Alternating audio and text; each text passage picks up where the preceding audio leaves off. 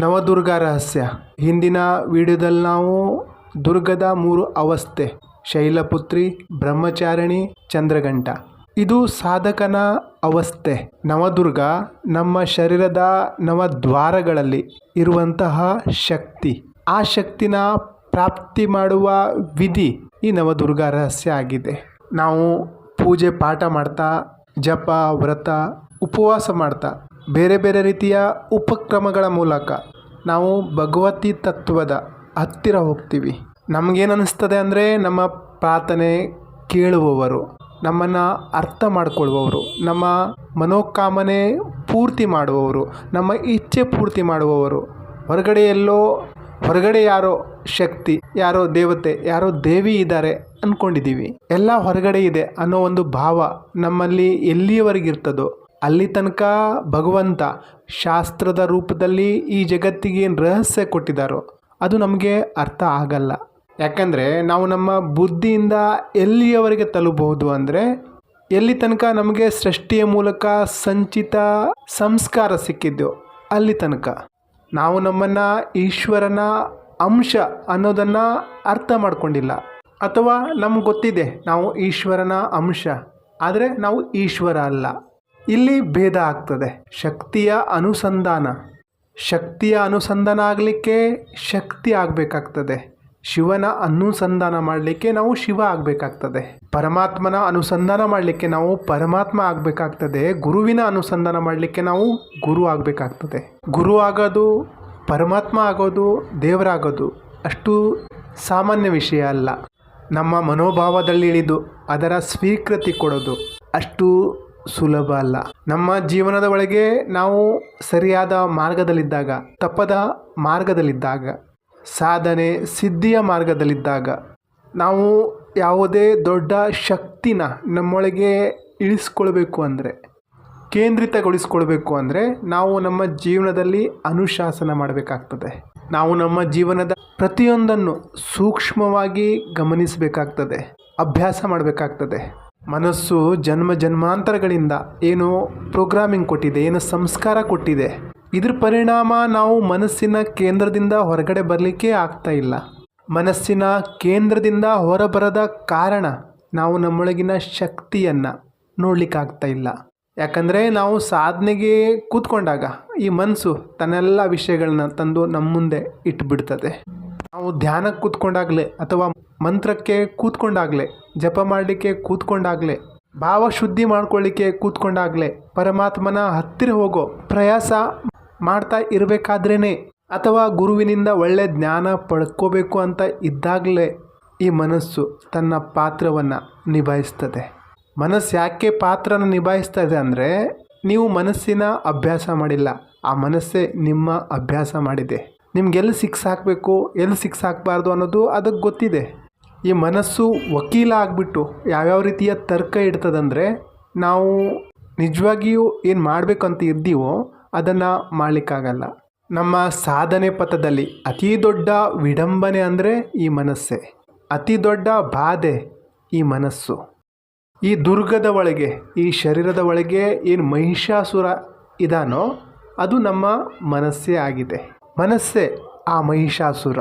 ಈ ಮನಸ್ಸೇ ತಪಸ್ಸಿನಿಂದ ತನ್ನ ಆಕಾರನ ದೊಡ್ಡದಾಗಿ ಮಾಡಿಕೊಂಡಿದೆ. ಯೋಚಿಸಿ ನೋಡಿ, ನಮ್ಮನ್ನು ಸಿಕ್ಕಿಸಿ ಹಾಕಲಿಕ್ಕೆ ಮನಸ್ಸು ಎಷ್ಟು ತಪಸ್ಸು ಮಾಡಿರಬೇಕು. ನೀವು ನಿಮ್ಮ ಸಾಧನೆ, ನಿಮ್ಮ ತಪ, ನಿಮ್ಮ ಜಪ, ನಿಮ್ಮ ಅನುಸಂಧಾನ ಅಥವಾ ಏನಾದರೂ ಸಾಧನೆ ಮಾಡಬೇಕು ಅಂದ್ಕೊಂಡಾಗಲೇ ಆ ಮನಸ್ಸು ಬಂದು ಒಂದು ಸೆಕೆಂಡ್ನಲ್ಲಿ ನಮ್ಮನ್ನು ಸೋಲಿಸಿ ಹೊರಟೋಗ್ಬಿಡ್ತದೆ. ಎಲ್ಲೆಲ್ಲಿ ನಾವು ಶಕ್ತಿ ಸಂಚಯಕ್ಕಾಗಿ, ಊರ್ಜೆಯ ಸಂಚಯಕ್ಕಾಗಿ ನಮ್ಮ ಸಾಧನೆಯಲ್ಲಿ ಅಗ್ರತಮ ಅವಸ್ಥೆಯನ್ನು ಪ್ರಾಪ್ತಿ ಮಾಡ್ಕೊಳ್ಳಿಕ್ಕೆ ನಾವು ಮುಂದುವರಿತೀವೋ ಅಲ್ಲಲ್ಲಿ ಮನಸ್ಸು ರಾಕ್ಷಸನಾಗಿ ಅಡ್ಡ ನಿಂತ್ಕೊಳ್ತದೆ. ಆ ದೇವತೆಗಳ ಮತ್ತು ಅಸುರರ ಸಂಗ್ರಾಮ ಹೊರಗಡೆ ಆಗಿಲ್ಲ, ನಮ್ಮೊಳಗೇ ಆಗ್ತಾ ಇದೆ. ಆ ದೇವಿಯನ್ನು ಜಾಗೃತಗೊಳಿಸುವ ಪ್ರೊಸೆಸ್ಸೇ ಸಪ್ತಶತಿ. ಸಪ್ತಶತಿಯ ಅರ್ಥ 7 ಚಕ್ರಗಳ ಅನುಸಂಧಾನ. ಅಲ್ಲಿ ಕುಳಿತಿರುವಂತಹ ಮಹಾಶಕ್ತಿಯ ಪ್ರಕಟ ಮಾಡೋದು. ಎಲ್ಲ ದೇವತೆಗಳು ತಮ್ಮ ತಮ್ಮ ಅಂಶದಿಂದ ದುರ್ಗೆಯ ಪ್ರಕಟ ಮಾಡಿದರು. ಯಾಕಂದರೆ ಜಗತ್ತಿನ ಕಲ್ಯಾಣ ಮಾಡಬೇಕಾಗಿತ್ತು. ಸಂಸಾರದಲ್ಲಿ ವಿಡಂಬನೆಯಾದಾಗ ಶಕ್ತಿನೇ ಪದೇ ಪದೇ ಜನ್ಮ ಎತ್ತುತ್ತಾಳೆ. ಶಕ್ತಿನೇ ಸಂಹಾರಕ್ಕಾಗಿ ಪದೇ ಪದೇ ಜನ್ಮ ಎತ್ತುತ್ತಾಳೆ. ನಾವು ಹೇಳ್ತೀವಿ ನಮ್ಮ ದುಃಖ, ನಮ್ಮ ಕಷ್ಟ, ದುಃಖ, ದಾರಿದ್ರ್ಯ, ಪೀಡೆ ಎಲ್ಲವನ್ನೂ ಆ ಶಕ್ತಿ ದೂರ ಮಾಡಲಿ ಅಂತೀವಿ. ಆದರೆ ನಾವು ಆ ಶಕ್ತಿಗೆ ನಮ್ಮ ದೇವತೆಯ ಅಂಶ ಕೊಟ್ಟೇ ಇಲ್ಲ. ಶಕ್ತಿ ಪ್ರಕಟ ಆಗೋದಾದರೂ ಹೇಗೆ? ನಮ್ಮೊಳಗಿನ ದೇವತೆಯ ಅಂಶ ಶಬ್ದ, ಸ್ಪರ್ಶ, ರೂಪ, ರಸ, ಗಂಧ ಇವುಗಳನ್ನು ಕೊಡಬೇಕಾಗ್ತದೆ. ನಾವು ದೇವತ್ವನ ಸಮರ್ಪಿಸಬೇಕಾಗ್ತದೆ. ನಾವು ದೈವತ್ವ ಪ್ರಾಪ್ತಿ ಮಾಡ್ಕೊಳ್ಬೇಕು, ಅದನ್ನು ಸಮರ್ಪಿಸಬೇಕು. ಆವಾಗಲೇ ದೇವಿ ಶಕ್ತಿಯ ಪ್ರಾಕಟ್ಯ ಆಗ್ತದೆ, ಇನ್ವೋಕ್ ಆಗ್ತದೆ.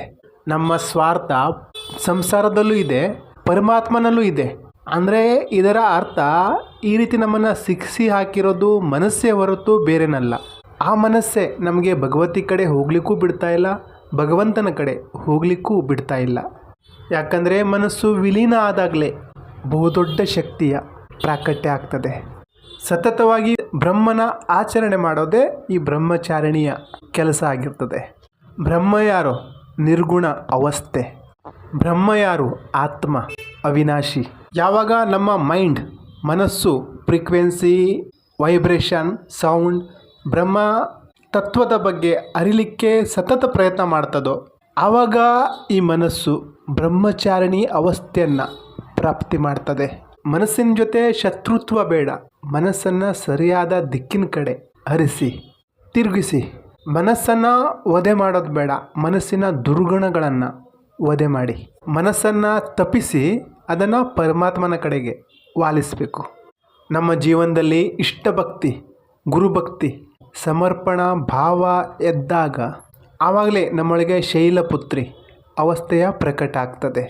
ಶೈಲಪುತ್ರಿಯ ನಂತರ ಏನು ಅಟಲತೆ ಬರ್ತದೆ, ಏನು ಸಮರ್ಪಣೆ ಬರ್ತದೆ, ಆವಾಗ ಬ್ರಹ್ಮಚಾರಿಣಿ. ಆವಾಗ ಬ್ರಹ್ಮನ ಆಚರಣೆ ಮಾಡಿ ಜೀವಧರ್ಮನ ಶಿವಧರ್ಮದ ಕಡೆ ಪರಿವರ್ತಿತ ಮಾಡೋದು. ಜೀವಧರ್ಮ ಅಂದರೆ ತಿನ್ನೋದು, ಕುಡಿಯೋದು, ಸಂಸಾರದ ಭೋಗ, ಮಲಗೋದು, ಕೊನೆಗೆ ಸಾಯೋದು. ಪ್ರಾಪ್ತಿ ಮಾಡ್ಕೊಳ್ಳೋದು ಏನೂ ಇಲ್ಲ ಅಂದಿದ್ರೆ ಹುಟ್ಟಿದಾದರೂ ಯಾಕೆ? ಪ್ರಾಪ್ತಿ ಏನು ಮಾಡ್ಕೊಳ್ಬೇಕು? ಅವೇರ್ನೆಸ್, ನಮ್ಮೊಳಗಿನ ಶಕ್ತಿನ. ಮನುಷ್ಯ ತನ್ನೊಳಗಿನ ಶಕ್ತಿನ ಪ್ರಾಪ್ತಿ ಮಾಡಿಕೊಂಡಾಗ ಅವನಿಗೆ ಮುಕ್ತಿ ಸಿಗ್ತದೆ.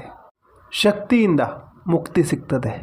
ಯಾವ ಸಾಧಕ ತನ್ನ ಮನಸ್ಸನ್ನು ಅರ್ಥ ಮಾಡ್ಕೊಳ್ತಾನೋ, ತನ್ನ ಆತ್ಮನ ಅರ್ಥ ಮಾಡ್ಕೊಳ್ತಾನೋ, ತನ್ನ ಗತಿವಿಧಿನ ಅರ್ಥ ಮಾಡ್ಕೊಳ್ತಾನೋ, ತನ್ನ ಲಕ್ಷ್ಯ ಗುರಿಯನ್ನು ಅರ್ಥ ಮಾಡ್ಕೊಳ್ತಾನೋ, ಆವಾಗ ಸಾಧನೆಗೆ ಕೂತ್ಕೋತಾನೋ, ಆವಾಗ ಅವನ ತ್ರಿನೇತ್ರ ಓಪನ್ ಆಗುತ್ತೆ.